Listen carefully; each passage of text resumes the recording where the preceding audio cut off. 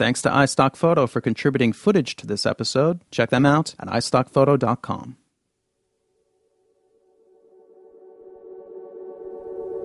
The genes in our bodies can be traced back over 3.5 billion years to a single organism, Luca, the last universal common ancestor. As Luca reproduced, its genes copied and copied and copied and copied. Sometimes with mistakes, they transformed. Over time, this produced every one of the billions of species of life on Earth. Some of these adopted sexual reproduction, combining the genes of individuals, and altogether, the best adapted life forms prospered.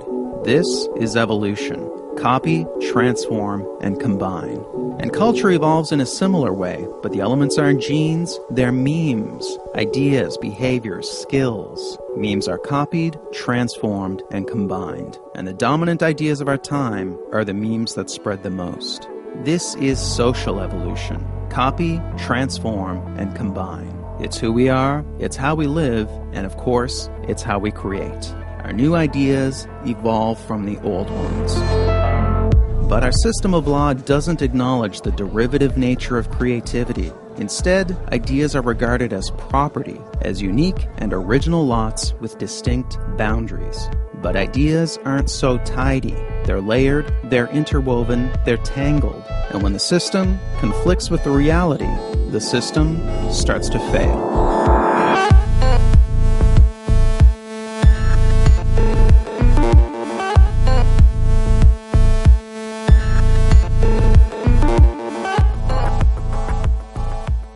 For almost our entire history, ideas were free. The works of Shakespeare, Gutenberg, and Rembrandt could be openly copied and built upon. But the growing dominance of the market economy, where the products of our intellectual labors are bought and sold, produced an unfortunate side effect. Let's say a guy invents a better light bulb. His price needs to cover not just the manufacturing cost, but also the cost of inventing the thing in the first place. Now let's say a competitor starts manufacturing a competing copy. The competitor doesn't need to cover those development costs, so his version can be cheaper. The bottom line, original creations can't compete with the price of copies. In the United States, the introduction of copyrights and patents was intended to address this imbalance. Copyrights covered media, patents covered inventions. Both aim to encourage the creation and proliferation of new ideas by providing a brief and limited period of exclusivity, a period where no one else could copy your work. This gave creators a window in which to cover their investment and earn a profit. After that, their work entered the public domain, where it could spread far and wide and be freely built upon. And it was this that was the goal, a robust public domain, an affordable body of ideas, products, arts, and entertainment available to all. The core belief was in the common good, what would benefit everyone. But over time, the influence of the market transformed this principle beyond recognition. Influential thinkers proposed that ideas are a form of property, and this conviction would eventually yield a new term, intellectual property. This was a meme that would multiply wildly, thanks in part to a quirk of human psychology known as loss aversion.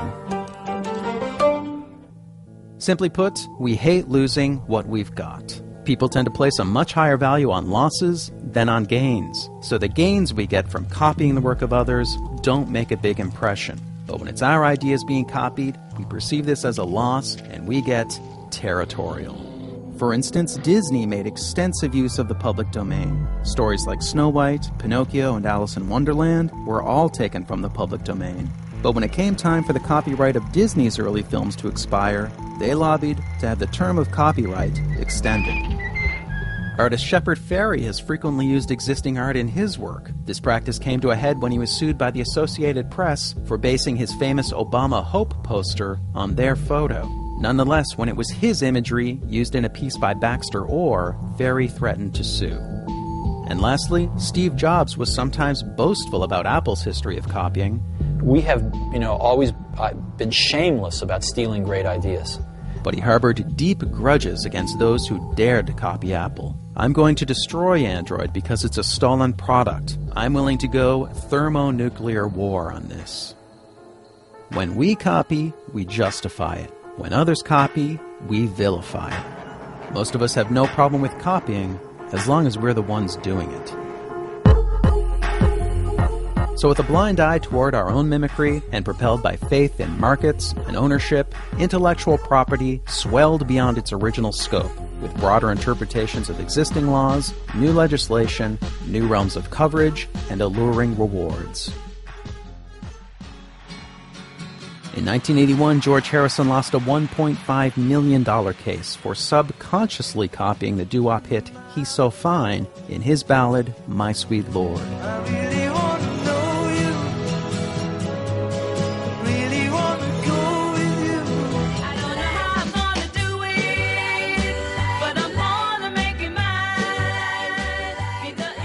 Prior to this, plenty of songs sounded much more like other songs without ending up in court. Ray Charles created the prototype for soul music when he based I Got a Woman on the gospel song It Must Be Jesus. There's a man must be Jesus, going around, must be Jesus, taking names, must be Jesus, oh Lord. Say I got a woman way over town, good to me, oh yeah. Starting in the late 90s, a series of new copyright laws and regulations began to be introduced, and many more are in the works. The most ambitious in scope are trade agreements. Because these are treaties and not laws, they can be negotiated in secret, with no public input and no congressional approval. In 2011, ACTA was signed by President Obama, and the Trans-Pacific Partnership Agreement, currently being written in secret, aims to spread even stronger U.S.-style protections around the world. Of course, when the United States itself was a developing economy, it refused to sign treaties and had no protection for foreign creators. Charles Dickens famously complained about America's bustling book piracy market, calling it a horrible thing that scoundrel booksellers should grow rich. Patent coverage made the leap from physical inventions to virtual ones, most notably software. But this is not a natural transition. A patent is a blueprint for how to make an invention. Software patents are more like a loose description of what something would be like if it actually was invented. And software patents are written in the broadest possible language to get the broadest possible protection. The vagueness of these terms can sometimes reach absurd levels. For example, information manufacturing machine, which covers anything computer-like, or material object, which covers pretty much anything. The fuzziness of software patents boundaries has turned the smartphone industry into one giant turf war. 62% of all patent lawsuits are now over software. The estimated wealth lost is $500 billion. The expanding reach of intellectual property has introduced more and more possibilities for opportunistic litigation, suing to make a buck. Two new species evolved whose entire business model is lawsuits: sample trolls and patent trolls. These are corporations that don't actually produce anything. They acquire a library of intellectual property rights, then litigate to earn profits. And because legal defense is hundreds of thousands of dollars in copyright cases and millions in patents, their targets are usually highly motivated to settle out of court. The most famous sample troll is Bridgeport Music, which has filed hundreds of lawsuits. In 2005, they scored an influential court decision over this 2-second sample. That's it. And not only was the sample short, it was virtually unrecognizable.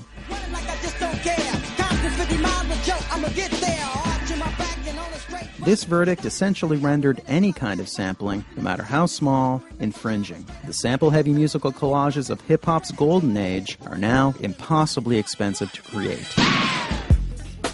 Now, patent trolls are most common back in that troubled realm of software. And perhaps the most inexplicable case is that of Paul Allen. He's one of the founders of Microsoft, he's a billionaire, he's an esteemed philanthropist who's pledged to give away much of his fortune, and he claims basic web features like related links, alerts, and recommendations were invented by his long-defunct company. So the self-proclaimed idea man sued pretty much all of Silicon Valley in 2010, and he did this despite no lack of fame or fortune.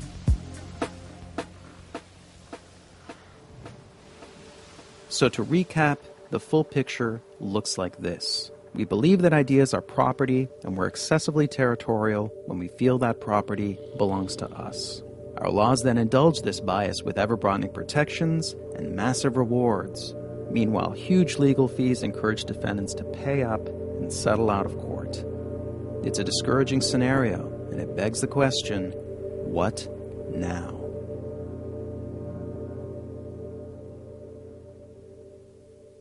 The belief in intellectual property has grown so dominant, it's pushed the original intent of copyrights and patents out of the public consciousness. But that original purpose is still right there in plain sight. The Copyright Act of 1790 is entitled An Act for the Encouragement of Learning.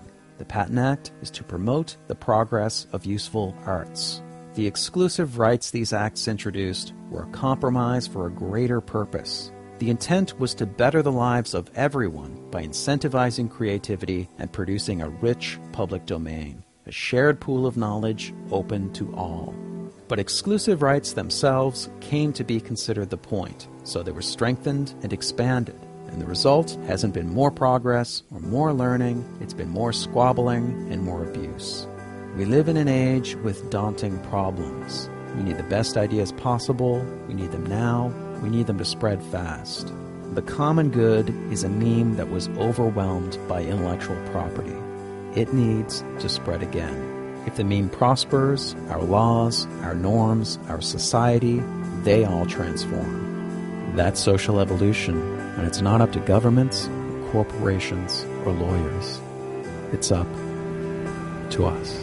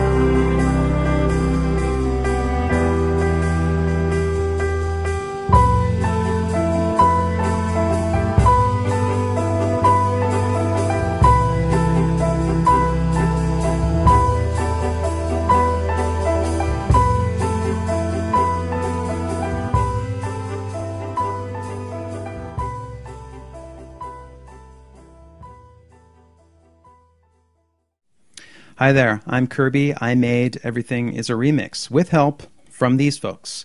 Two people in particular contributed a lot of time. I'd like to thank them real quick by name.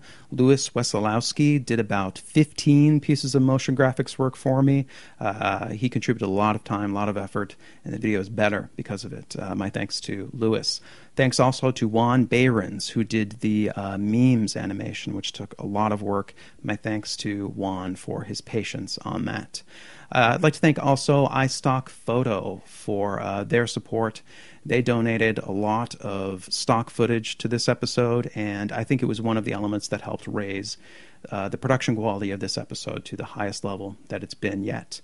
So if you are in need of royalty-free stock footage, do check them out because they have a good service and they are nice people.